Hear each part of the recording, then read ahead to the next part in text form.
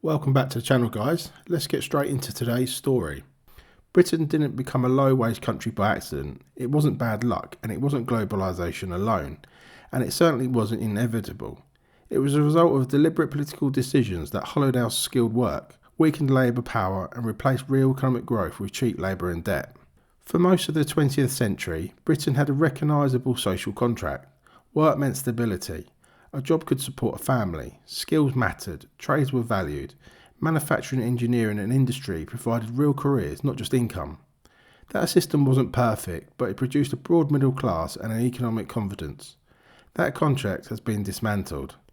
The first major shift was the systematic decline of British manufacturing. Governments allowed industrial capacity to collapse without building replacements. Factories closed, supply chains disappeared, skilled work was lost, and nothing of equal value replaced it. Instead of rebuilding domestic industry, Britain pivoted towards services, finance and consumption. Now, this wasn't balanced growth, it was substitution. Manufacturing jobs were replaced with retail, hospitality, logistics and low-margin service work. These sectors don't generate the same productivity, the same wages or the same long-term stability. The economy became dependent on volume instead of value. At the same time, governments embraced offshoring. Production moved abroad, labour was imported, the labour market was flooded with supply while demand for skilled domestic work declined. Basic economics did the rest. Wages stagnated. Then came labour market deregulation, zero-hour contracts, agency work, casualisation, flexible labour markets were sold as opportunity and freedom.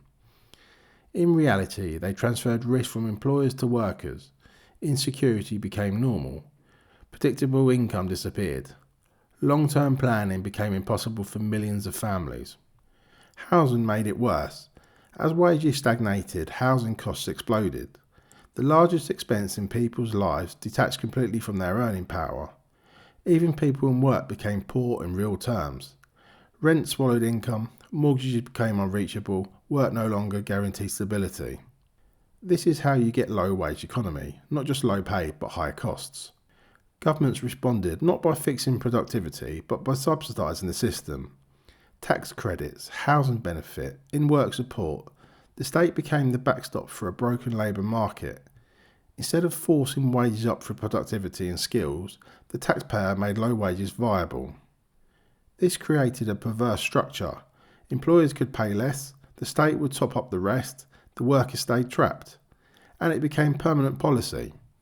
Migration policy reinforced it. A constant supply of labour kept wages under pressure. Again, this isn't about individuals, it's about economic structure. When labour is abundant and bargaining power is weak, wages fall. That's not ideology, it's reality. At the top end of the economy, wealth grew. Finance, property and assets ownership exploded. At the bottom, work became cheaper, more insecure and less valuable. Britain became an economy of inequality by design. The middle class didn't disappear overnight. It was slowly eroded. Professions became crowded. Pay fell in real terms. Qualifications inflated while value declined. People worked more for less scrutiny. And the political class acted confused. They talked about aspiration while removing opportunity. They talked about growth while killing productivity. They talked about fairness while engineering dependency. This is why Britain feels stuck. Now, you can't build a strong country on cheap labour and weak wages. You can't build stability on insecure work.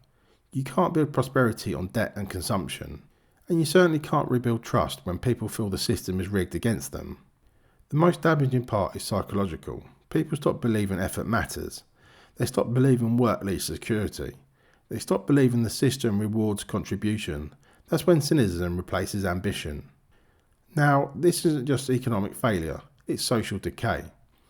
Britain became a low-wage country because elites chose convenience over resilience, cheap labour over skilled labour, imports over industry, consumption over production, management over leadership.